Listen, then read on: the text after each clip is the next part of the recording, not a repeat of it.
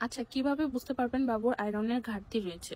খাবারের প্রতি অরুচি, খাবারের জিনিস ছাড়া বাকি সবকিছু মুখে দিতে চাইবে। চোখ, ঠোঁট, নখ এগুলো ফ্যাকাশে হয়ে যাবে। বাবুর শ্বাসকষ্ট হবে বা দ্রুত শ্বাস নেবে। বয়সের তুলনায় ওজন না বাড়া, ঘন ঘন অসুস্থ হয়ে পড়বে। অল্পতেই বাবু ক্লান্ত হয়ে যাবে, একটু অসুস্থ হলেই অনেকটা দুর্বল হয়ে যাবে।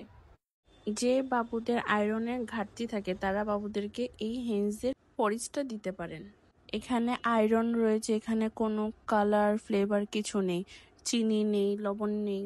7 মাস পর থেকে এটা বাবুদেরকে সহজেই দিতে পারেন। এটা বানানোর নিয়ম খুবই সহজ। ফুটন্ত গরম পানি দিবেন, গরম পানিতে এরকম ফর্মুলার সাথে যে চামিচ থাকে ওই চামিচ দিয়ে আমি মেপে দিই। আপনি চাইলে আরো ঘন করতে পারেন, আরো পাতলা করে দিতে পারেন। আমার বাবু যতটুকু ঘনত্ব খেতে পারে আমি ততটুকু ঘন দিয়ে দিব। এটা যখন ঠান্ডা হয়ে আসবে তখন বাবুকে খেতে দিব।